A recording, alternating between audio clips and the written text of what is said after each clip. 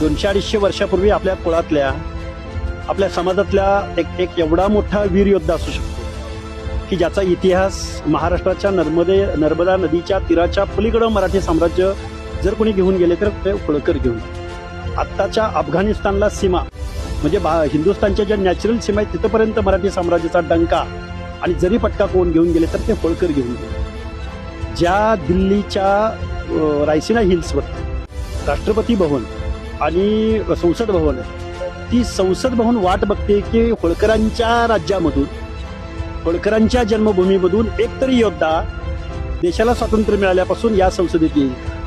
त्यामुळं जयंती साजरी झाली पाहिजे, उत्सव साजरे झाले पाहिजेत, राज्याभिषेक दिन 16 साजरा झाला पाहिजे. 16 साजरा करायचा इथं घोषणा द्यायची आणि घरी जाऊन कुणाची तरी गुलामी पत्करायची. सगळे नेते आहेत, जबाबदारीने बोलतोय, परखड बोलतोय. आपल्याला काय करावं लागेल? आपण कुणाला जोडू शकतो? आपल्याला मतं देणारी माणसं आपण आपले समर्थक तयार करू शकतो का फक्त काही मागण्याच्याच भूमिकेमध्ये मागतकरीच बनायचं आहे का? एका बाजूला आपल्या राजानं राज्याभिषेक सोहळा साजरा केला आणि दुसऱ्या बाजूला आपण हातात कटोरा घेऊन कुणाला तिकीट मागत असेल, कुणाला आम्हाला पद मागत असेल, आम्हाला आरक्षण मागत असेल, आम्हाला बजेट मागत असेल. पण तुम्ही देणारे होता, तुम्ही इथं राज्य प्रमुख जरीपटका फडकवणारे होता. दिल्लीच्या तख्तावरती सुभेदार मल्हारराव होळकरांनी 3 बादशहांना बसवलं. 3 बादशांचं पान सुभेदारांनी सांगितल्याशिवाय हालत नव्हतं. म्हणजे देणारे तुम्ही. आज तुमचा इतिहास एवढा उज्ज्वल असताना आज तुम्ही काय करता आहात?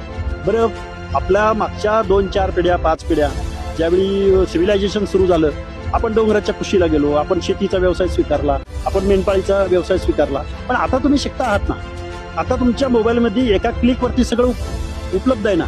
मग आता तुम्ही विचार करणार आहात की नाही का फक्त घोषणा द्यायच्या, राज्याभिषेक दिन साजरा करायचा, निघून जायचं, झालं? सिद्धरामय्या तिकडे एक भारी माणूस आहे, JP बघेल तिकडे एक भारी माणूस आहे, अजून कोणतरी कुठंतरी काहीतरी आहे आणि आमचा इतिहास असावा. अरे तुझं काय?